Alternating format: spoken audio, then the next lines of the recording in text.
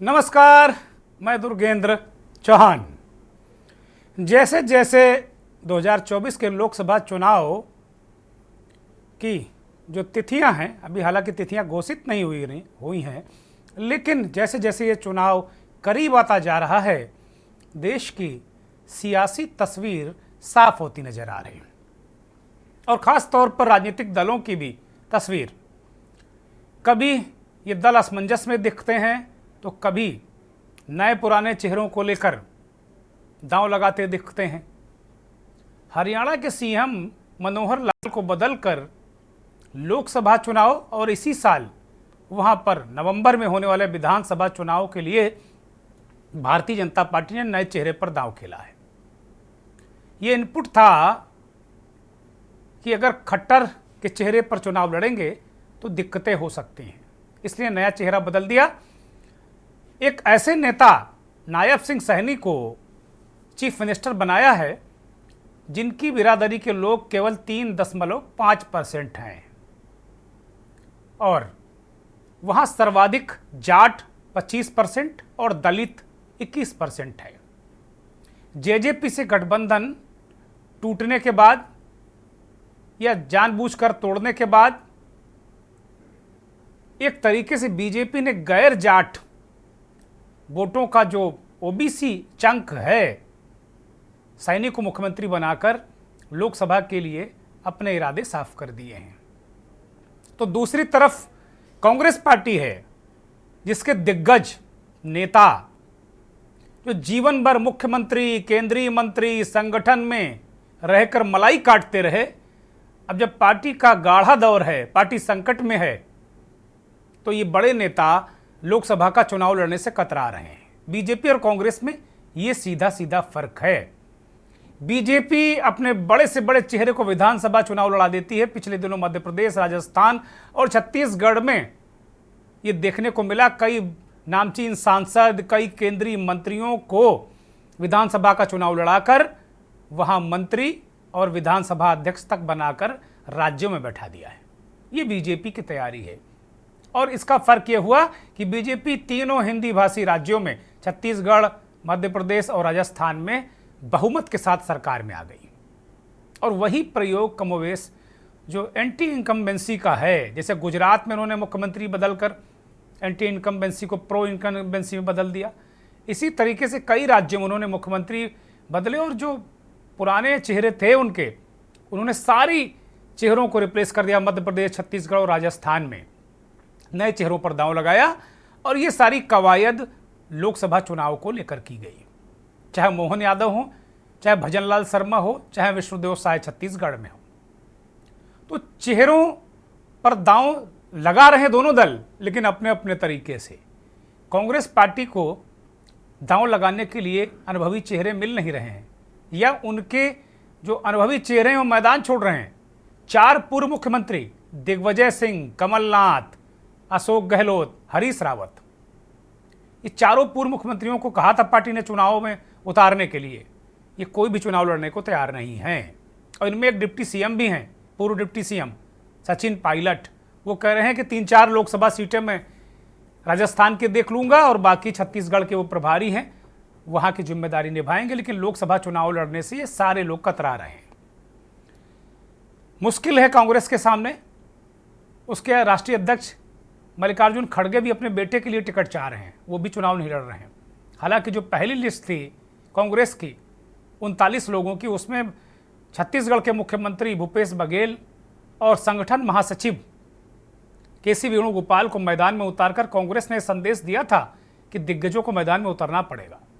लेकिन 43 लोगों की जो सूची आई प्रत्याशियों की, आज उसको लेकर जो चर्चा हुई 2 दिन पहले, उसमें जितने भी पूर्व मुख्यमंत्री थे, इनकी परंपरागत सीटों पर कोई चर्चा ही, बात ही नहीं हुई और ना ही ये नेता कांग्रेस के चुनाव लड़ने को तैयार नहीं।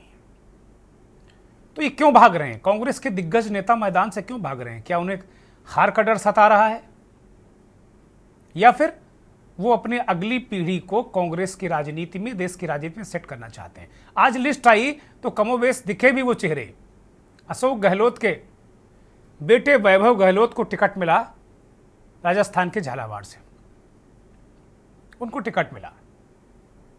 इसी तरीके से कमलनाथ के बेटे सांसद हैं ही, उनको भी टिकट मिल गया। हरीश रावत अपने बेटे वीरेंद्र सिंह के लिए टिकट मांग रहे हैं हरिद्वार से, अभी वो सीट फंसी हुई है। तो बहुत सारा ये गुणागणित चल रहा है, लेकिन जो बेसिक फर्क है इन दो राष्ट्रीय दलों में वो ये देखने को मिलता है। मंथन में आज इसी पर बात करेंगे। 24 का चुनाव दांव पर चेहरे।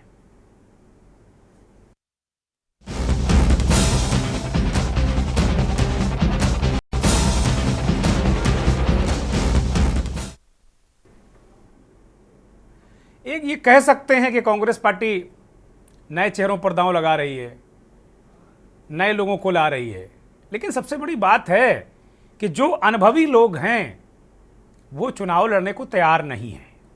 हकीकत ये है, ये कड़वी हकीकत है जो कांग्रेस को स्वीकार करनी पड़ेगी।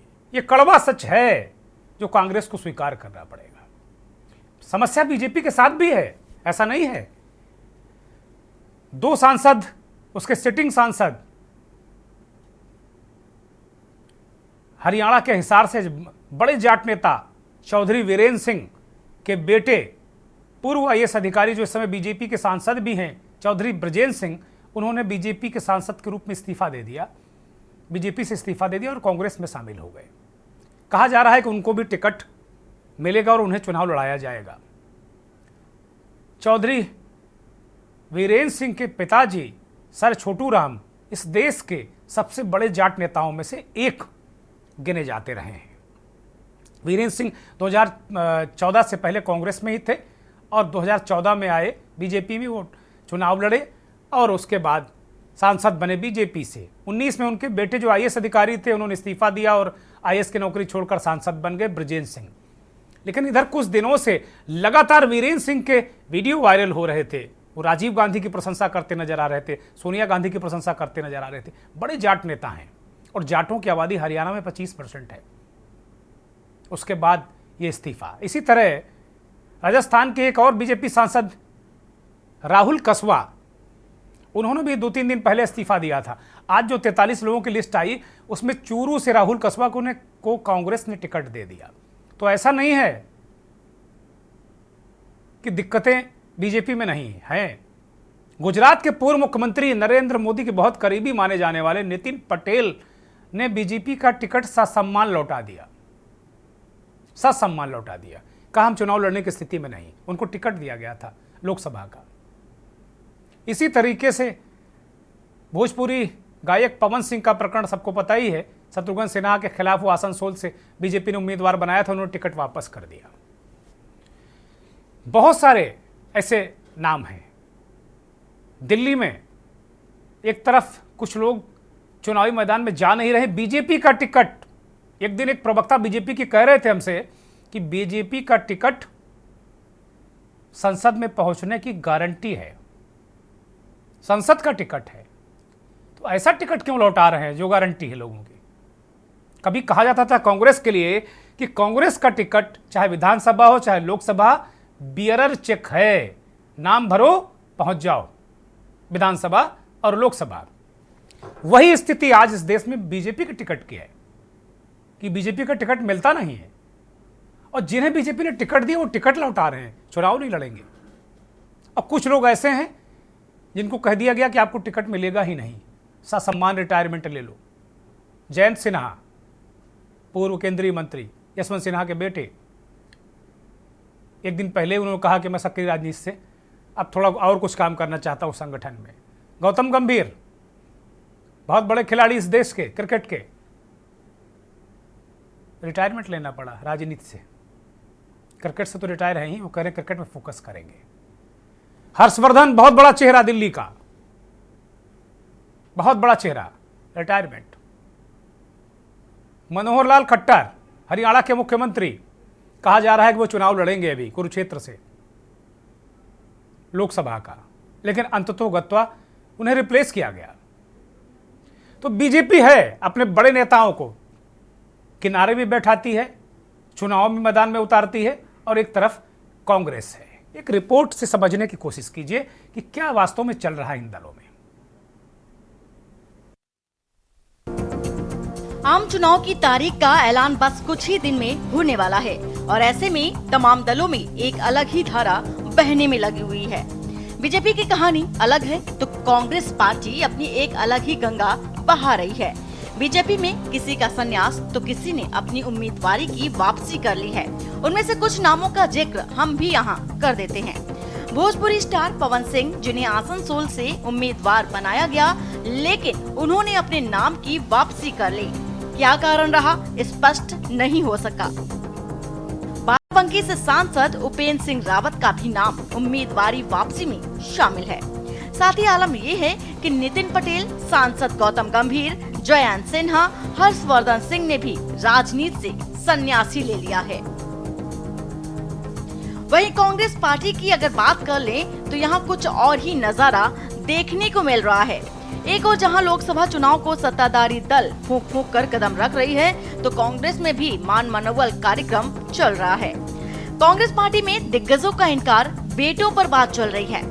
राजस्थान के पूर्व सीएम अशोक गहलोत ने अपने बेटे वैभव का नाम सुझाया तो पूर्व सीएम कमलनाथ ने बेटे और छिंदवाड़ा से सांसद नकुल नाथ का नाम सामने रखा।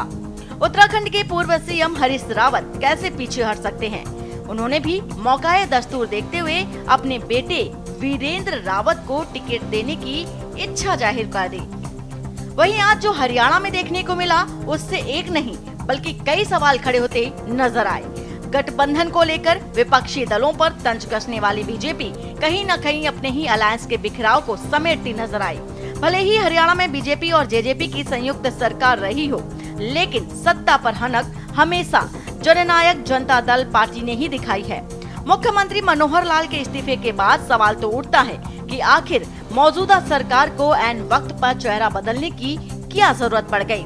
क्या गुजरात के फॉर्मूले पर काम किया जा रहा है और अब अगर चेहरा बदला गया है तो होने वाले आम चुनाव में इसका कितना फायदा बीजेपी को मिलता है, ये देखने वाली बड़ी बात होगी। स्पेशल डेस्क के न्यूज इंडिया।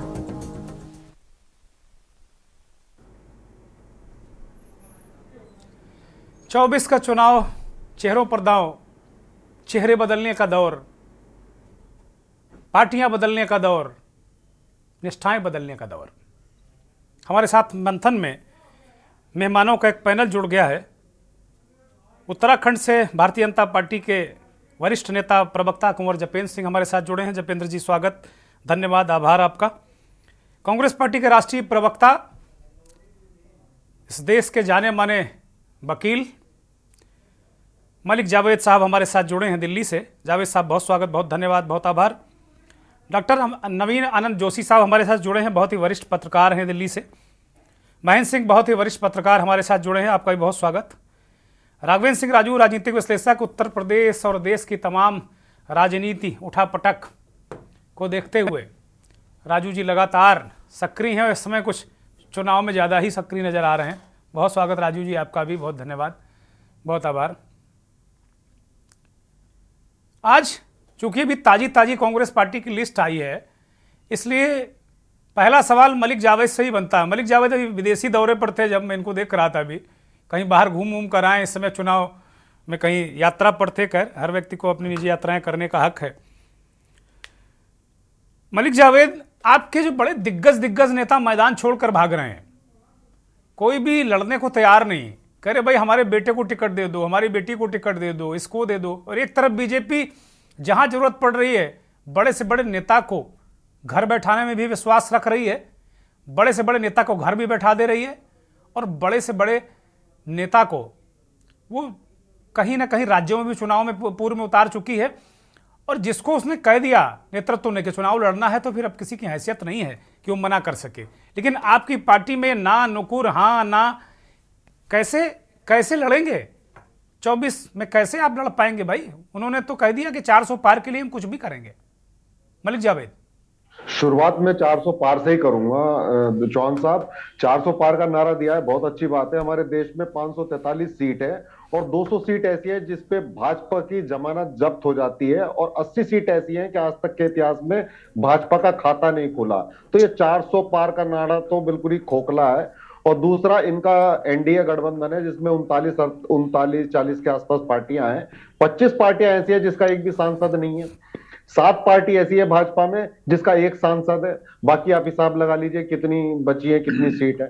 दूसरा, आपने कहा कि कांग्रेस में आदेश का पालन नहीं होता, जो कि सीनियर लीडर कहते हैं। ऐसा नहीं है। अभी जो सूची आई है वो केवल 2 सूची आई है और देश में बहुत बड़ा चुनाव होने वाला है, तो सब सीटों पे मंथन जारी है। कौन से हमारे नहीं, नेता को मलिक टिकट मलिक दिया जावेद, गया मैंने ये नहीं कहा और आदेश उसने का वापस पालन, किया। जरा जरा सवाल स्पष्ट समझ लीजिए। मैंने ये नहीं कहा आदेश का पालन, मैंने कहा भारतीय जनता पार्टी में सर झुकाकर आदेश का पालन होता है। सुबह मोदी जी ने कहा खट्टर जी इस्तीफा दे दो, दे दिया। और आपके यहां बाकायदे माकन जी जाते हैं, सोनिया जी का आदेश है, तब भी गहलोत जी नहीं मानते हैं। और अब वही हाल चल रहा है। जिन लोगों ने जीवन भर कांग्रेस की सरकारों में रहकर मलाई काटी है, वो चुनाव से डर रहे हैं, कतरा रहे हैं। मेरा सीधा और बड़ा कठोर सवाल है आपसे। कोई नहीं कतरा रहा चौहान साहब। और दूसरा, देखिए, हम बार बार कहते हैं कि हमारी पार्टी में लोकतंत्र है, तो हम कंसेंसस बनाने की कोशिश करते हैं, सबको सम्मिलित करते हैं। सामने वाला क्या कह रहा है उसकी भी बात सुनी जाती है। एकदम से ये कोई डिक्टेटरशिप नहीं है कि आपने आदेश पारित करा के मानना ही पड़ेगा। गुलाम नहीं है हमारी पार्टी में। अपने जो विचार हैं, अपनी जो उनकी ऑब्जेक्शन है, वो रखते हैं लीडरशिप के सामने। और ये चुनाव जो है, ये कांग्रेस, आपने जिस तरह से रिपोर्ट दिखाया, कांग्रेस और दूसरी पार्टी और बीजेपी, ये टेस्ट जो है खाली कांग्रेस का ही नहीं है 2024 में। ये टेस्ट जो संविधानिक कॉन्स्टिट्यूशनल हमारे इंस्टीट्यूशन है उनका भी टेस्ट है, सुप्रीम कोर्ट का टेस्ट है, इलेक्शन कमीशन का टेस्ट है। इस्तीफा इलेक्शन कमिश्नर दे रहे हैं इस देश में चुनाव से 10 दिन पहले। और बार बार आपने कहा कि हमारे जो नेता वो नहीं मान रहे।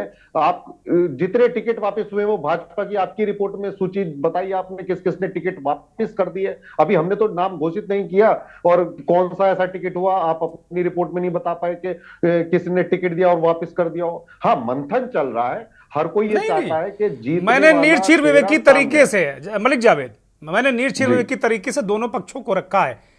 अगर आपके 4 पूर्व मुख्यमंत्री, एक डिप्टी सीएम चुनाव लड़ने से इनकार करता है, अपने बच्चों, लड़के, बहू इनके लिए टिकट मांगता है, तो खबर है, वो भी हम बताएंगे। और बीजेपी के जिन लोगों ने टिकट वापस किया वो हमने बताया।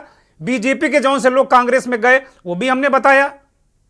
मैं आपकी रिपोर्ट पे कोई भी ऑब्जेक्शन नहीं उठा रहा हूं, नहीं मैं नेगेटिव बोल रहा हूं। लेकिन नकुलनाथ जी तो पहले भी सांसद थे, वैभव गहलोत जी तो पहले भी चुनाव लड़े थे। तो जो जहां की सीट है वो चर्चा हो रही है। और अभी पूरी राजस्थान की सीट डिक्लेयर नहीं हुई है, पूरी मध्य प्रदेश की सीट डिक्लेयर नहीं हुई है। हाँ, छत्तीसगढ़ में हमारे जो पूर्व मुख्यमंत्री थे भूपेश बघेल जी, उनका नाम आया है। तो अभी चुनाव वहां 25 सीट है, वहां पे भी 30 सीट के आसपास है। तो जब पूरी लिस्ट आएंगी तब आप ये बात कहेंगे, मैं मान लूंगा कि भाई हमारे लीडर नहीं लड़ना चाह रहे हैं, दूसरों को मौका देना चाह रहे हैं या युवाओं को मौका देना चाह रहे हैं। लेकिन अभी पूरी सूची आने दीजिए, फिर आपकी बात को मैं 100 में से 100 नंबर दूंगा। लेकिन अभी नहीं दूंगा, अभी उसको मैं क्वेश्चन मार्क के दायरे में रखूंगा चौहान साहब। ठीक बात है। कुंवर जपेंद्र, कांग्रेस पार्टी के नेता कह रहे हैं कि भाई अभी इनके जो योद्धा हैं उनकी बाहों में दम है। अभी ऐसा नहीं कि अशोक गहलोत कहीं से चुनाव नहीं लड़ सकते, कमलनाथ भी लड़ सकते हैं, दिग्विजय सिंह भाग नहीं रहे। बहुत सारी परिस्थितियां हैं। लेकिन आपको अचानक हरियाणा में चेहरा बदलना पड़ा, ये भी राजनीति में खबर तो है ये, आप कह सकते हैं। और इसमें कोई कारण भी नहीं, दोनों कोई कारण नहीं बता रहे हैं गठबंधन में अलग होने का। यह आपस में नूरा कुश्ती है कि भाई जो वहां पर सर्वाधिक जाट हैं, बीजेपी को जाटों का वोट इतना मिलता नहीं है। जाहिर सी बात है कांग्रेस पार्टी और जो देवीलाल और उनके परिवार में ही बंटता रहा है। तो एक ये भी थ्योरी लोग प्रस्तुत कर रहे हैं कि जो गैर जाट ओबीसी है उसको लेकर बीजेपी काफ़ी सकारात्मक रूप से है, और इसीलिए खट्टर साहब को कोई बड़ी जिम्मेदारी देने जा रही है, या उनको विराम दिया गया है फिलहाल थोड़े दिन के लिए, और कोई बड़ी जिम्मेदारी मिलेगी। लेकिन नायाब सैनी, जिनके बिरादरी के 3-3.5% वोट हैं, उनको मुख्यमंत्री बनाया गया है। इसी तरीके से आपके 2 सांसद चले गए। अगर कांग्रेस का एक सांसद कहीं चला जाता है तो आपकी पार्टी कहती पार्टी खत्म हो गई, नष्ट हो गई। राहुल जी जहां जहां जा रहे हैं, जहां जहां चरण पड़े संतन के, इस तरह के आप लोग बातें करते हैं। और आपके भी सांसद गए हैं, आपके यहाँ तो बहुत अच्छा है, आपकी पार्टी बहुत अच्छी है, आपके यहाँ बहुत लोकतांत्रिक व्यवस्थाएं हैं। कुंवर जपेंद्र, आपके लिए, मीडिया के लिए ये खबर हो सकती है, इसमें कोई दो राय नहीं, लेकिन भारतीय जनता पार्टी की एक विचारधारा है और एक कार्यशैली है जिसे आज देश की जनता और देश का वोटर एक्सेप्ट कर रहा है।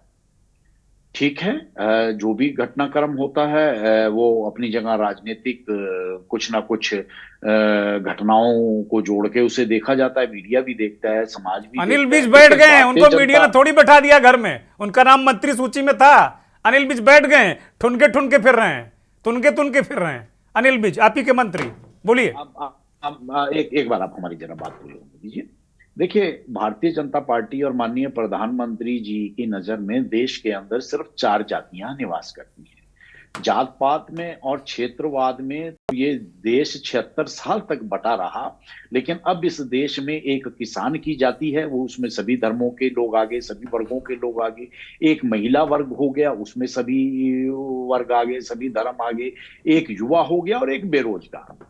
तो ये जो भारत को संजोने की और भारत को क्षेत्रवाद और जात पात से बाहर निकालकर एक विकसित राष्ट्र बनाने की जो एक राजनीतिक विचारधारा ने इस देश के अंदर, भारतवर्ष के अंदर जन्म दिया है, वो 76 सालों के बाद लिया है आजादी।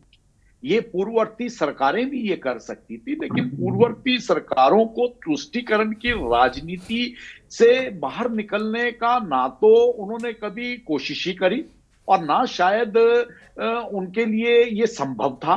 तो दोनों ही चीजें हो सकती हैं, इसमें हम इसका नकारात्मक और सकारात्मक दोनों पहलू के ऊपर कभी भी विचार कर सकते हैं। लेकिन ये नया भारत है, ये मोदी जी का भारत है। भारतीय जनता पार्टी की सरकार के लिए प्रत्येक भारतवासी, चाहे आज वो किसी भी दल में हो, तो दल देख के थोड़ी ना यहाँ काम हो रहा है।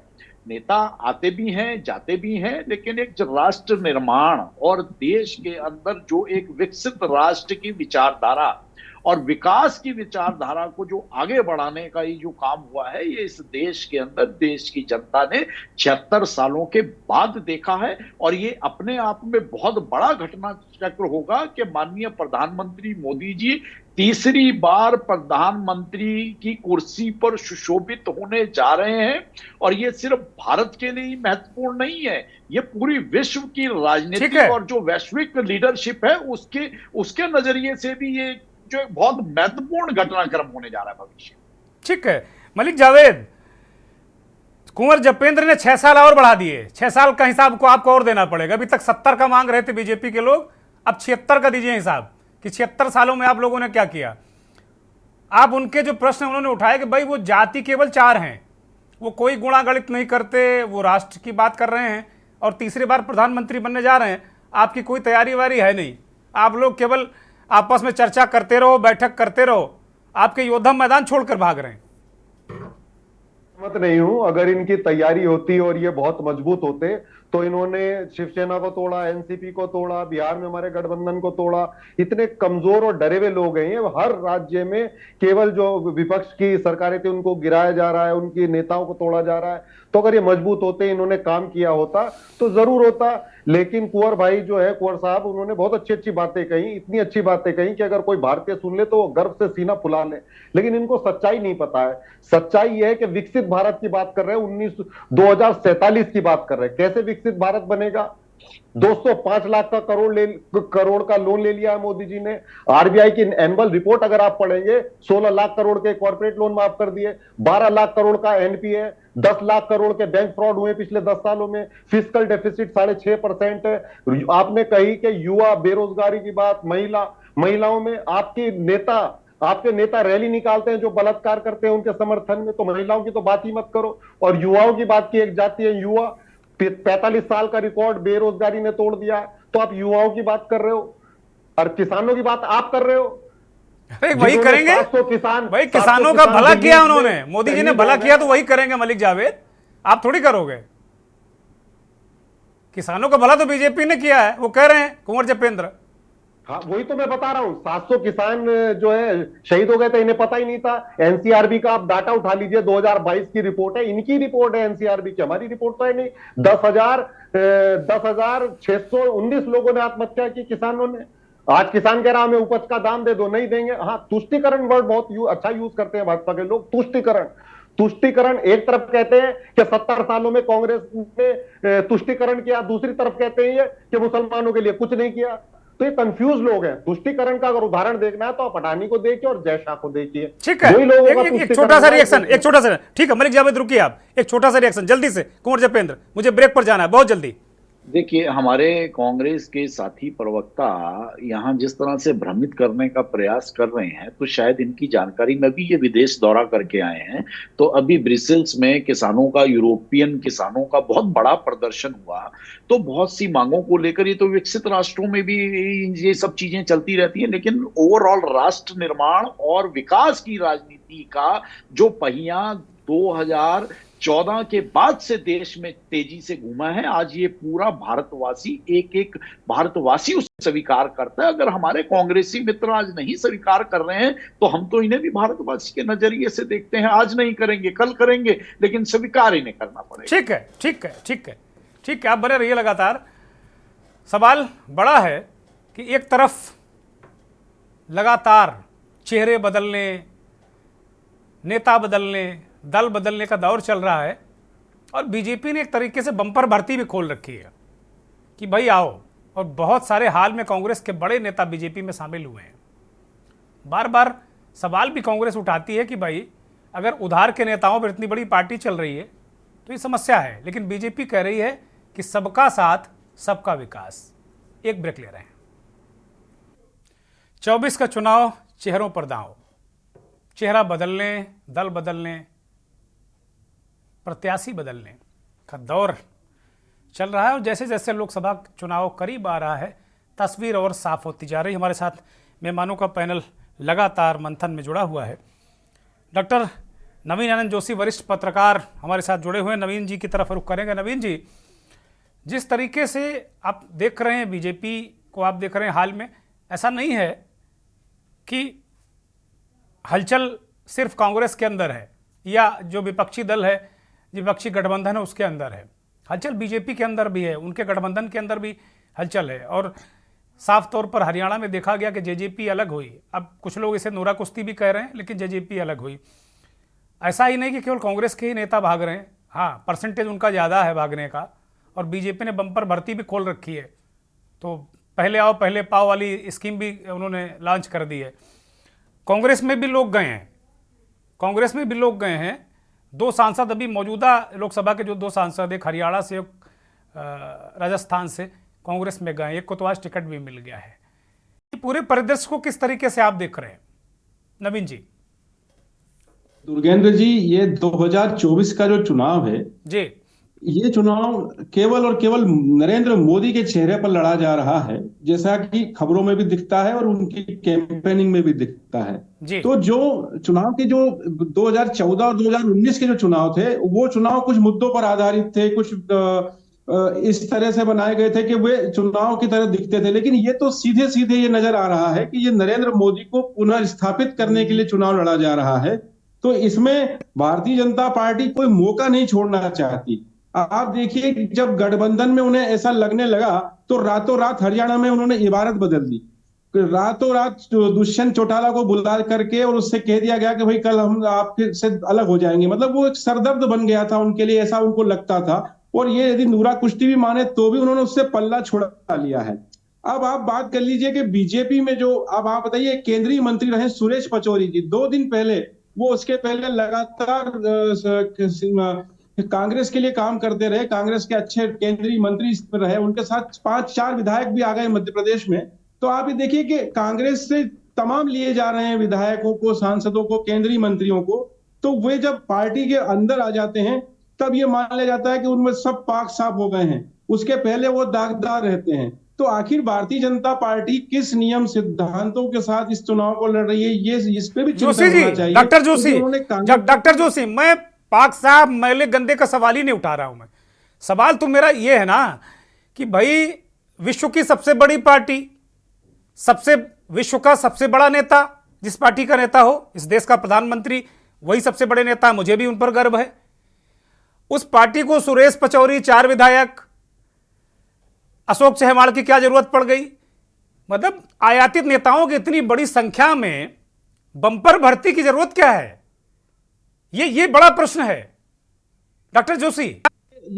यही कहना चाह रहा हूं कि जिस पार्टी के पास इस समय पर्याप्त बड़े लीडर हैं, जिसके पास राम मंदिर, धारा 370 जैसे मुद्दों पे विजयी हो चुके हैं, अब सीए भी आ गया, मुद्दा आ चुका है, उसके बाद उसे यदि बाहर के नेताओं को लाना पड़ रहा है और वो उनके लोग टिकट लौटा रहे हैं, तो ये चिंतन का विषय तो है ना कि इतनी सक्षम पार्टी, इतने सक्षम मुद्दों के साथ और एक स्पष्ट नेता के बीच में होने के बावजूद उस पार्टी में इतनी हलचल क्यों है, बेचैनी क्यों है?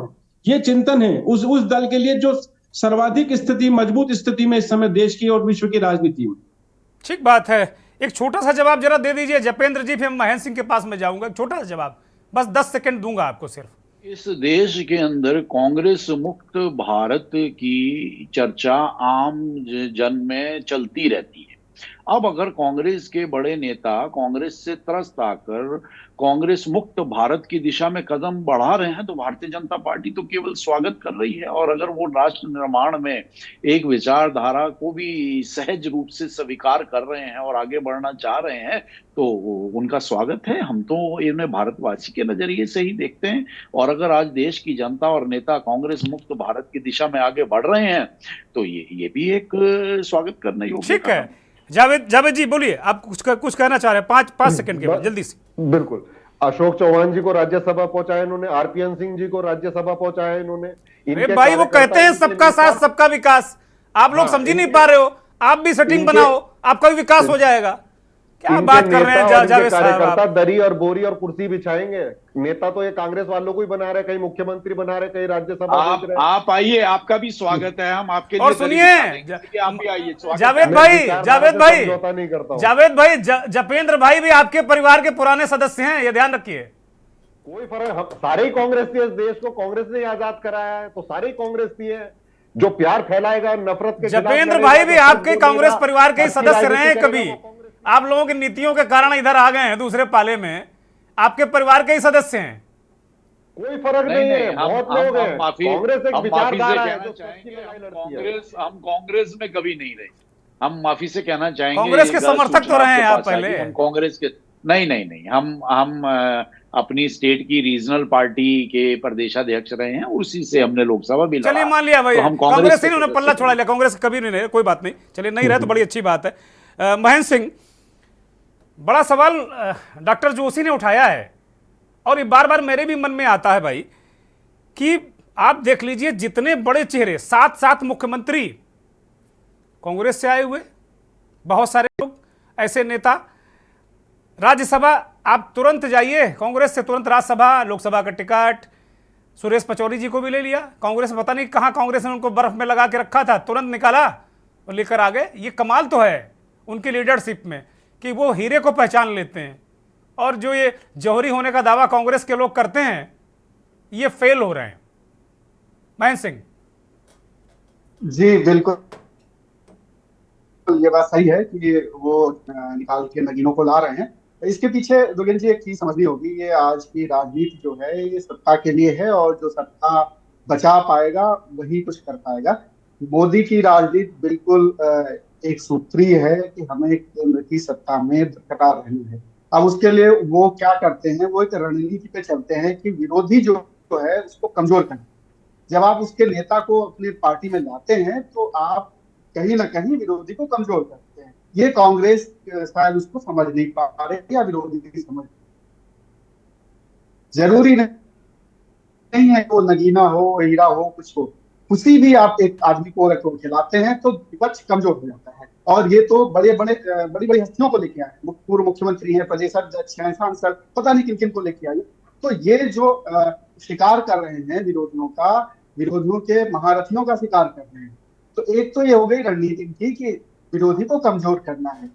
अब दूसरी चीज ये है कि जब आपकी का केंद्रीय नेतृत्व बहुत मजबूत होता है तो आपके अपने लोग विरोध करने की हिम्मत नहीं जुटा पाते। जी। दूसरा ये कि आप वो अगर हिम्मत जुटाएंगे भी तो कहाँ जाएंगे, कहाँ करियर बनाएंगे? क्या एक ऐसी पार्टी के साथ जाएंगे जिसका अभी केंद्रीय नेतृत्व इतना कमजोर है कि वो डिसाइड ही नहीं कर पा रहा है कि हमें क्या करना है? तो वहां जाके कोई उनके पास कोई करियर नहीं है। तो निश्चित तौर पे, और केंद्रीय नेतृत्व तो बीजेपी का इतना मजबूत है, इतना ज्यादा वो विजिलेंस रखते हैं अपने लोगों के ऊपर, हर एक चीज की उनको एक खबर होती है, आप बच के जा नहीं सकते हो। तो जो आप बात कर रहे थे कि तमाम लोग क्यों टिकट से मना कर रहे हैं, मना नहीं कर रहे हैं, उन्हें बताया जाता है, मैसेजिंग होती है। आप दिल्ली का ले लीजिए, जो 4 लोगों को टिकट नहीं दिया गया है, एक जैसे बयान है उनके। नहीं, वो मैं वो नहीं कह रहा हूं, मैंने उनके बारे में कहा कि वो बैठा दिया गया, वो उनको रिटायरमेंट दे दिया गया, लेकिन नितिन पटेल को टिकट दिया था, महेंद्र भाई, नितिन पटेल को टिकट दिया था, वापस किया। पवन सिंह को टिकट दिया था, वो भाजपा के नहीं है, उनको सुर्रेबाजी में लेकर आ गए, वो टिकट वापस किया। लेकिन नितिन पटेल तो बड़े पुराने नेता हैं। और दूसरी बात, आपने कहा कि लोग जाएं कहां? अभी 2 सांसद बीजेपी के मौजूदा लोकसभा के गए हैं, तो क्या वो अंधकार में गए हैं क्या? उनको भी तो लग रहा होगा कुछ ना कुछ करेंगे ही वो। अभी बीरेंद्र सिंह के बेटे ब्रजेंद्र सिंह ने इस्तीफा दिया, वो भी कांग्रेस में शामिल हो गए। राहुल कस्बा को आज टिकट मिल गया कांग्रेस से, चूरू से। बीजेपी से भी ठीक है, परसेंटेज उसका कम है, बहुत कम है, लेकिन गए हैं। हो सकता है उनके टिकट कट रहे हो, और कुछ लोगों ने अपना, चूंकि अगर जमीन पे उनकी पोजीशन ठीक होगी तो उनको लग रहा होगा कि हम यहाँ टिकट नहीं मिल रही है तो हम वहां जाएंगे। बीजेपी का एक ट्रेंड है, वो टिकट बहुत ज्यादा लोगों के काटते हैं। अभी कहां काटा?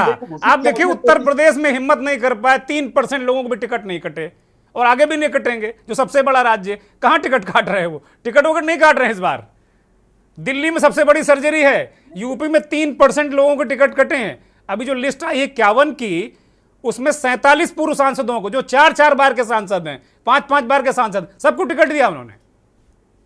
हाँ, काफी हद तक। लेकिन जो पूरी ओवरऑल है उसमें 30 या 33 लोगों के टिकट काटे गए हैं।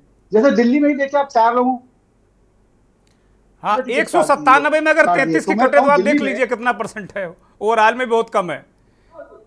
हाँ, वो 16-17% के आसपास जाता है जी। तो मौजूदा मतलब कहीं किसी प्रदेश में ज्यादा कटे। जैसे यूपी में तो निश्चित तौर पे 64-65 सांसद जीत के आते हैं, तो यहाँ बहुत छेड़खानी करने की उम्मीद नहीं है। लेकिन फिर भी कुछ तो यहाँ भी काटे जाएंगे। अब जैसे पहले से निश्चित है कि उन लोगों को टिकट नहीं मिलने वाली है। लेकिन मैं ये कह रहा था कि बीजेपी जो है, सर्वे के आधार पे और काम के परफॉर्मेंस के आधार पे बहुत कुछ तय करती है टिकट्स का।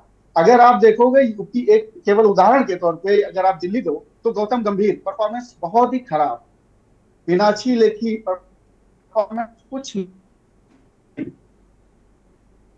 आप देखो, महेंद्र सिंह आपकी आवाज नहीं मिल रही, महेंद्र सिंह की आवाज को ठीक किया जाए।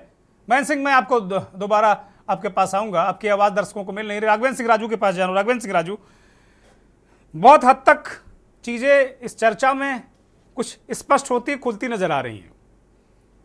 उत्तर प्रदेश में, जैसा कि मैंने कहा, अब आज उत्तर प्रदेश की राजधानी लखनऊ में है राघवेंद्र जी। मुख्यमंत्री जी से आपकी मुलाकात भी आज हुई है, जैसा कि मैंने अभी मीडिया में देखा है। उत्तर प्रदेश में उतने टिकट नहीं कटे, और बंपर भर्ती उत्तर प्रदेश में भी चल रही है। ऐसा कोई दिन नहीं जा रहा है जो बीजेपी बंपर भर्ती नहीं कर रही। समाजवादी पार्टी, कांग्रेस पार्टी, बस यही 2 दल टारगेट हैं। बीएसपी के लोगों को कम ले रहे हैं वो। अनम्यूट करिए राघवेंद्र जी।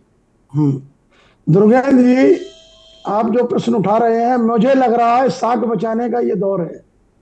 सारे लोग अपनी अपनी साख बचाने के लिए और सत्ता पाने के लिए फार्मूला तो बना रहे हैं, लेकिन जिस तरीके से जो चीजों का डैमेज हो रहा है, उन सब चीजों को डैमेज कंट्रोल को करने के लिए अगर बाहर से लोगों को लाया जा रहा है भाजपा में, तो इनके लिए कोई मनाही नहीं है।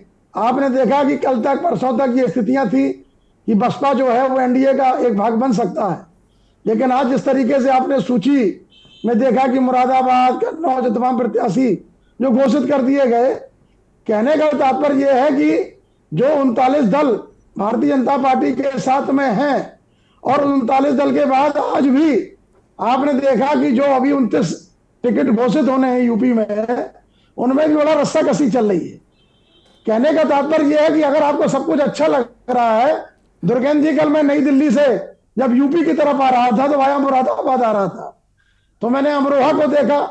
वहां पर जो आपको लग रहा है बीजेपी प्रत्याशी का बड़ा अंतर जो है वो विरोध है। मुरादाबाद में भी स्थितियां बहुत अच्छी नहीं दिखती हैं। रामपुर में भले ही आपने दोबारा रिपीट कर दिया हो, मैं कोई सजेशन नहीं दे रहा, लेकिन हम जब जगह खड़े हो गए, लोगों से पूछा, विचार विमर्श किया, तो सब कुछ ये सच है कि मोदी है तो जीत की गारंटी तो है, सर्टिफिकेट मिल जाएगा। लेकिन जो हमारे प्रत्याशी हैं उनके प्रति लोगों की नाराजगियां तो हैं, और ये ऐसा केवल वहां नहीं है, उत्तर प्रदेश के तमाम, चाहे आप श्रावस्ती चले जाइए, चाहे आप देवरिया चले जाइए, चाहे आप पूर्वांचल के किसी क्षेत्र में चले जाइए, हर जगह कोई ना कोई अब विरोध चल रहा है कि भाई मोदी योगी से कोई बैर नहीं, और फिर प्रत्याशी से कहते हैं भाई तेरी खैर नहीं। प्रतापगढ़ में ही देख लीजिए आप, तमाम नारे लग रहे थे कचहरी में।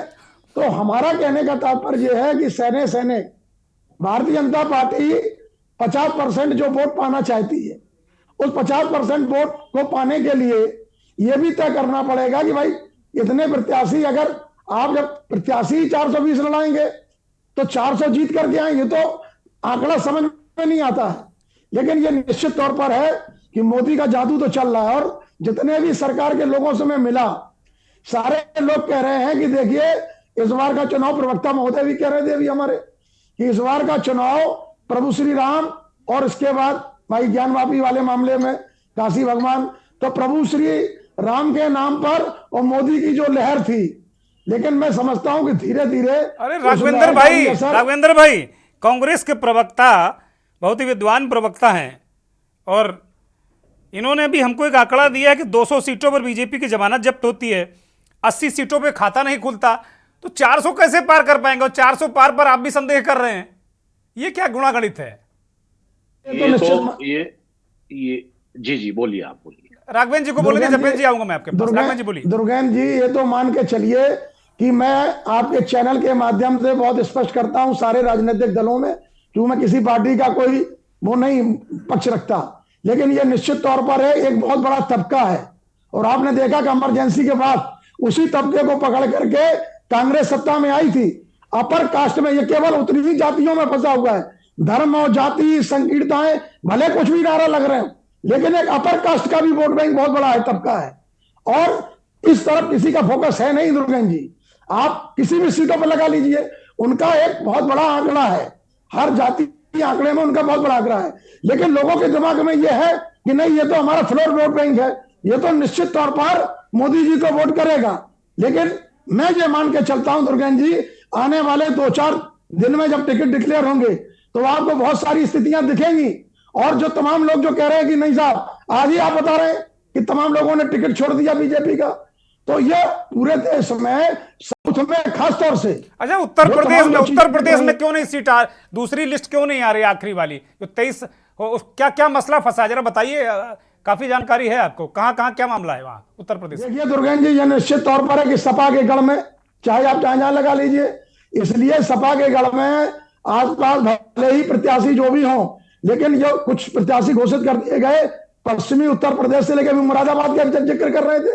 तो कहने का तात्पर्य सिर्फ यह है कि बड़ा एनालिसिस चल रहा है, चाहे वो मैनपुरी हो, चाहे वो फिरोजाबाद हो, चाहे जो हो।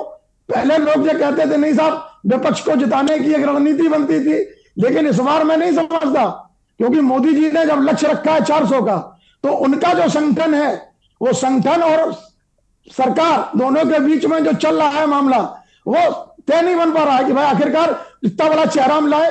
वो बड़े बड़े चेहरों की जो तलाश, जैसे आज मैं देख रहा था, हमारे एक मित्र कह रहे थे इलाहाबाद से संजय दत्त को मैदान में लाया जा रहा है।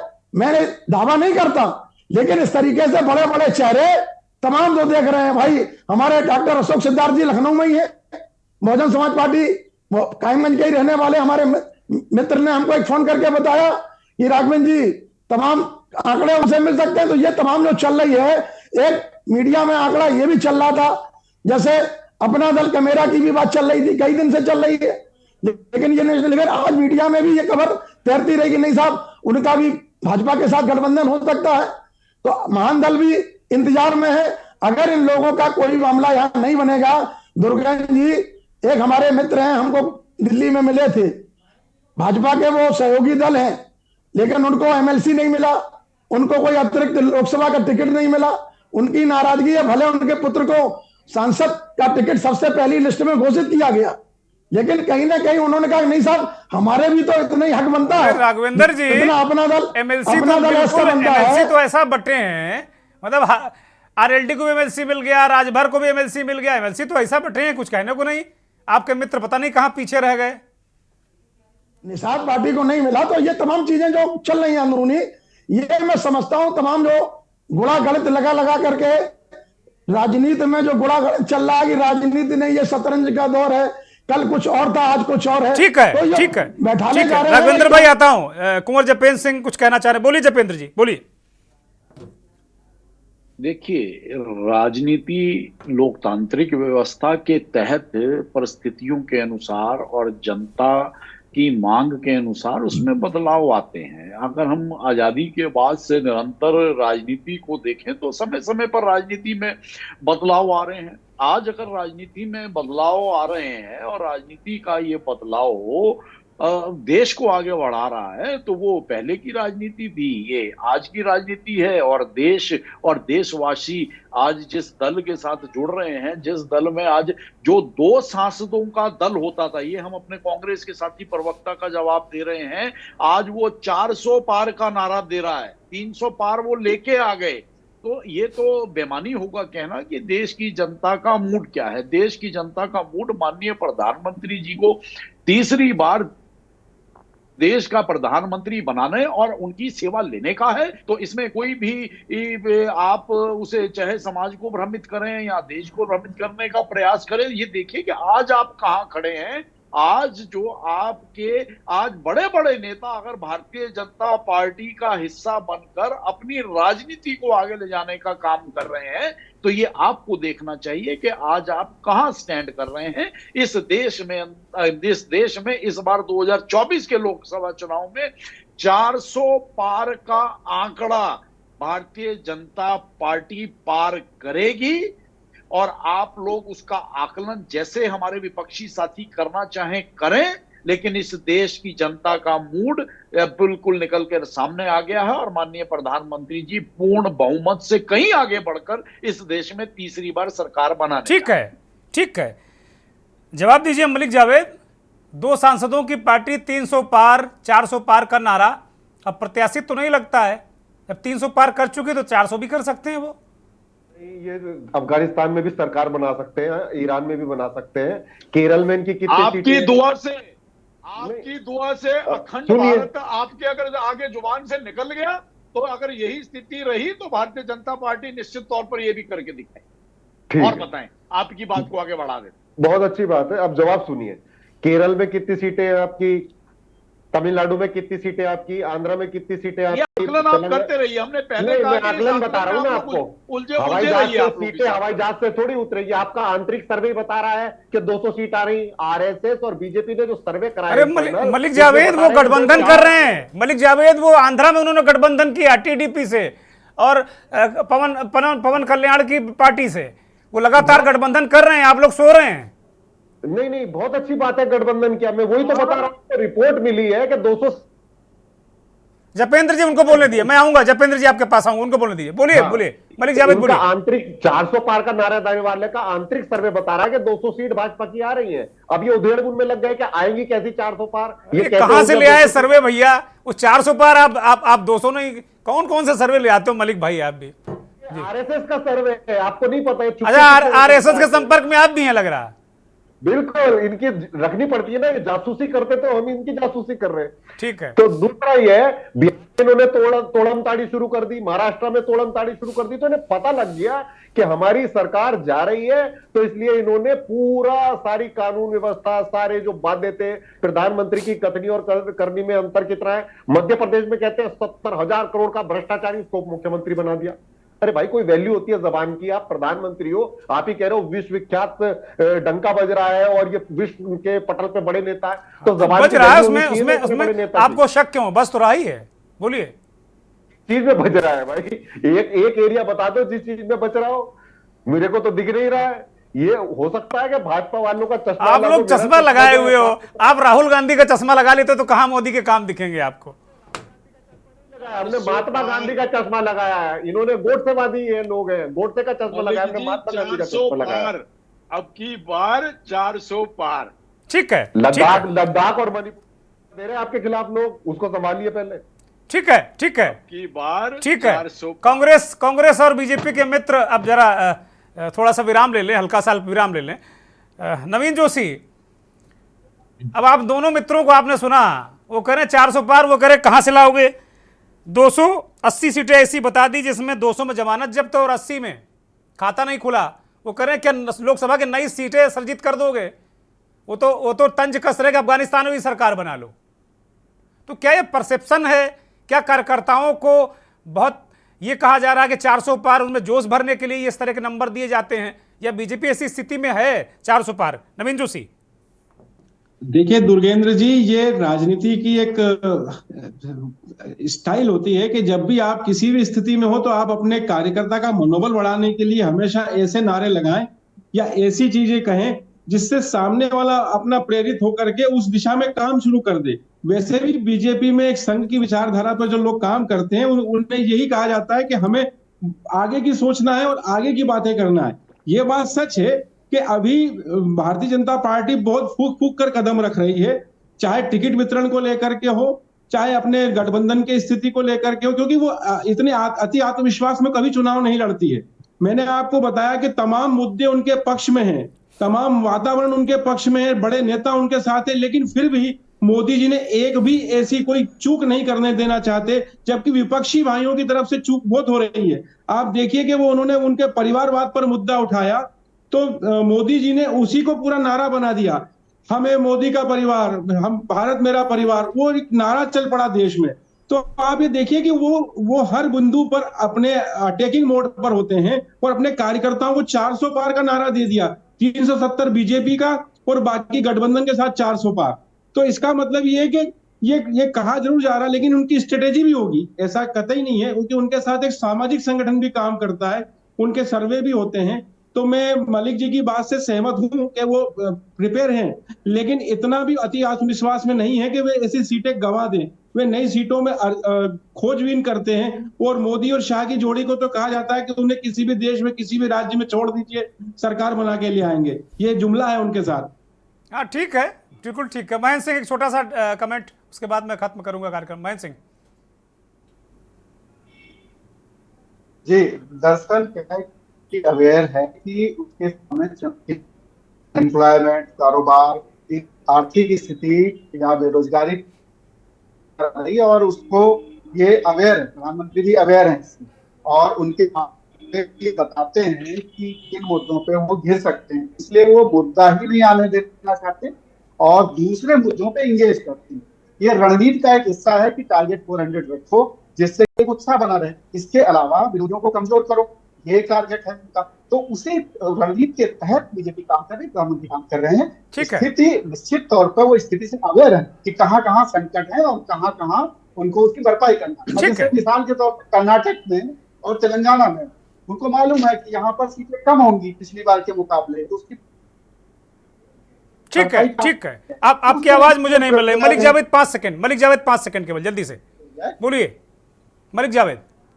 मैं यही कहूंगा, मोदी जी बहुत बड़े नेता अपने आप को बताते हैं, लेकिन सबसे ज्यादा झूठ बोलते हैं। 400 पार, 600 पार, 800 पार, 200 पार, भाई कहां से आएंगी सीटें?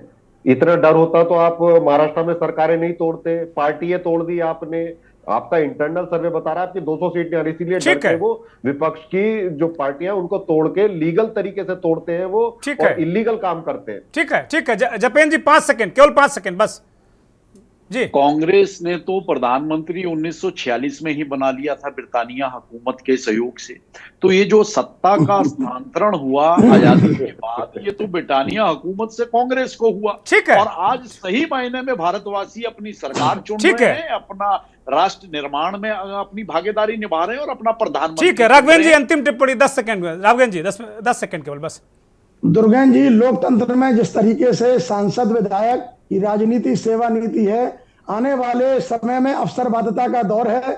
कल कुछ और था, आज कुछ और है। आने वाले समय में बहुत सारे आपको स्थितियां सामने दिखेंगी।